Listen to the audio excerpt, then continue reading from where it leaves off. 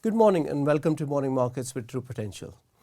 Over the past few days, Chris have been talking to you about the key political developments in the UK market and the U-turn from government regarding the tax cut, and also from the new Chancellor Jeremy Hunt indicating some of the tax cuts will be fiscal support will be rolled back. And how that has brought stability into both the gilts market and also in the currency overall. Today, we thought that we will take a little bit a focus on somewhere else in what is else happening in the market beyond UK shores, and also touch upon UK inflation number which came out this morning. This morning we saw September UK inflation prints coming again at high level. Again, a double-digit 10.1% year-on-year rise in inflation. Month-on-month rise was 0.5%. Again, the most important contribution to that is the food inflation, which continues to be running hot, and it's around 15% year-on-year rise in the food prices. But there are early signs that we are seeing that inflationary pressures may be easing. Some of the producer price index data is showing that the increase for producers in inflation and input costs have been slowing down overall. Also, we saw the inventory levels have been rising overall, which should actually help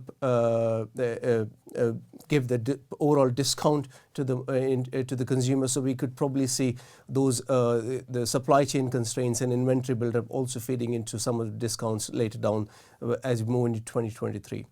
Though one of the big factors, how the energy price cap, which only runs up to April now, 2023 rather than October 2024, how that will impact the overall energy prices and inflation. That will be an interesting development as we move into the Q2 next year, which is April, beyond April, how that feeds into overall inflation.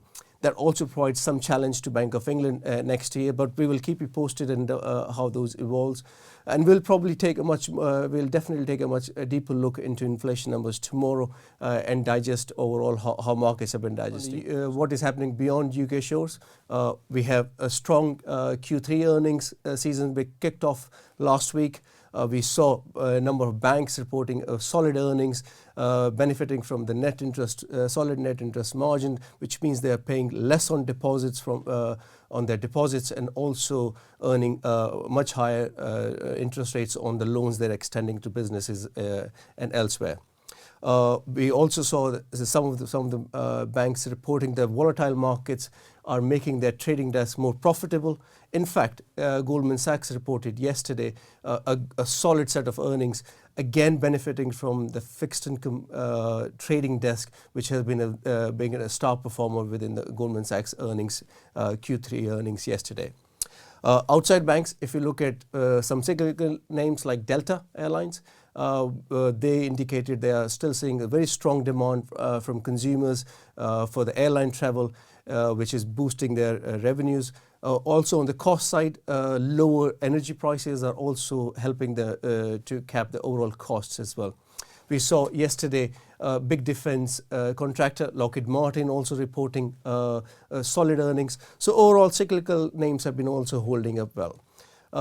Another big name, household name is Netflix, which reported very solid earnings yesterday. Again, on back of increased consumer new customers. They added almost 2.3 million new net users in the quarter, which has been a positive development overall. Why have I been talking about earnings? Earnings were the one big factor where markets and investors were a little bit unsure how the companies will be faring these inflationary pressures and slowing growth. So Q2 earnings will be keenly watched to see any signs of weakness in consumer demand, and also how companies are handling their overall cost budgets. So we'll keep you reporting how the earnings come through, but so far it's fair to say the earnings have been holding up fairly well. So far this morning, equity markets have been up. Sterling and gilts market are a little bit weak, but not materially weak. So I think so far markets have taken this morning the news, inflation news, okay-ish. We'll keep you posted on how it evolves for the rest of the day. But thank you very much for watching. If you're interested in taking your investing to the next level, or would like to know more about the options available to you when you retire, then download our free guides to ISAs and pensions. These are available in the video description below.